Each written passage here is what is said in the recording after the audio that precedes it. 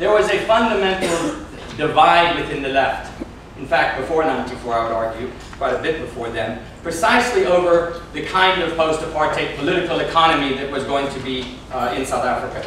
The traditional left, SACP, COSATU, chose a practical and tactical way of engaging with their anti-capitalism, and that was an inside route. We're going to go inside. We're going to influence the state. We're going to be part of exercising and managing power. This continues to be their argument 17 years later. The other left, the independent left, the smaller left, the other left outside, said, no ways. We cannot go inside this state. It's committed to a capitalist political economy. We have to struggle outside of it. We have to form new forms. And therefore, there was, from the very beginning of this transition, no left unity. And there still is no left unity. So let us not, when we talk about the left, we're not talking about this room. This room is not the left. This room is part of the left.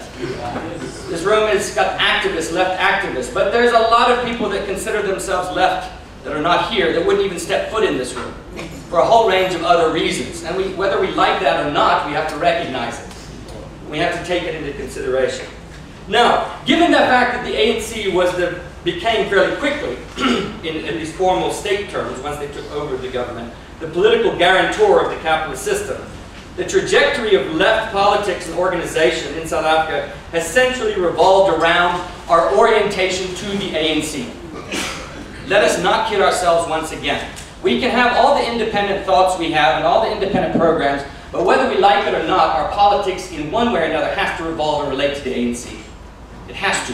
Whether that's at a local level, or whether that's at a macro developmental or other level, and the ANC's alliance partners.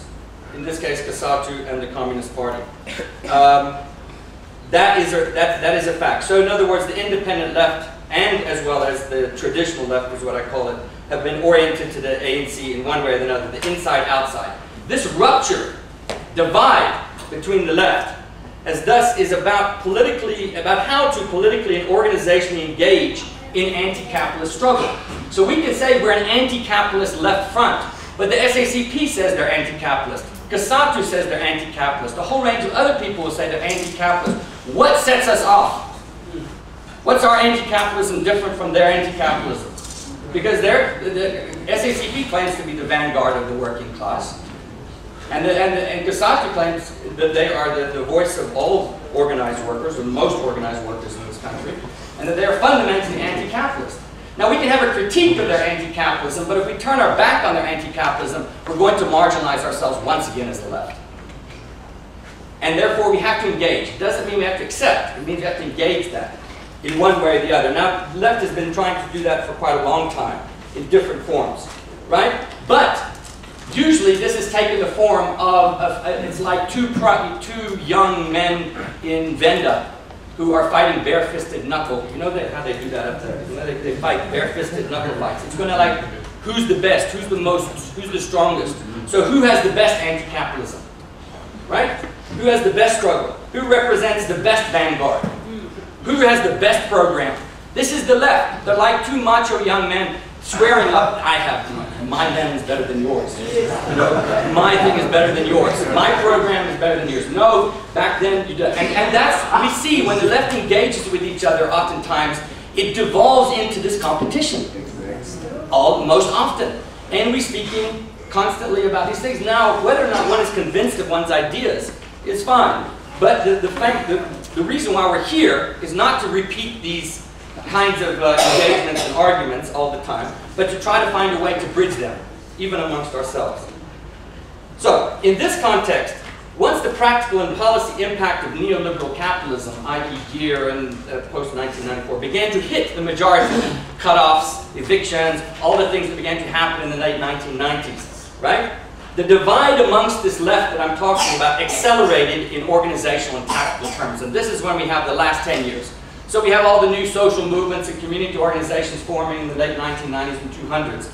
As a result, predominantly, not of a fundamental, necessarily ideological divide, but a tactical divide. How best do you get the state to do what you want it to do? Yeah. As opposed to talking with the state, participating in a ward committee, or going out in the streets and burning tires and burning down the local ANC councilor's house. Which way is better? Who's going to listen? Are they going to listen to that tactic or that tactic? It's a tactical question. And we have, and the social movements, and let me say this because being involved from the very beginning in the social movements were always from the very beginning fragile and weak, comrades. The social movements, this notion that the social movements had a period when we were really strong and we had the capacity to take this country, I'm afraid that's not reality. We might have thought it in ourselves, including myself and many others at the time. And we might have thought that in the WSSD, when 25,000 people were on the street, there was going to be an insurrection in South Africa. But we were far from that. Just as far as MK was from militarily overthrowing the apartheid state. So we've always been fragile, always, and fairly weak. We have to capture a particular transitional moment and a particular conjuncture of forces that moved.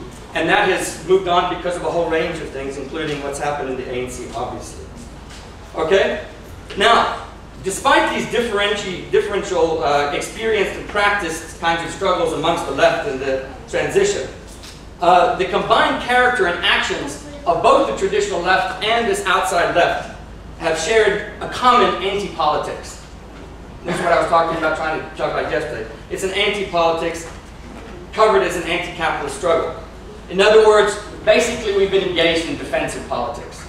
We've been engaged in defensive politics. There is no socialist struggle on the agenda, and there has not been for a long time. There's no socialist politics on the agenda, and there hasn't been for a long time.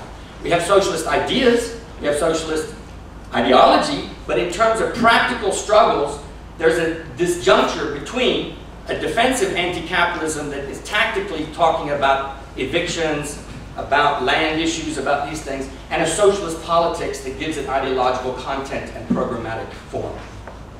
That, to me, seems to be why we're here, in the relation to trying to bridge this divide.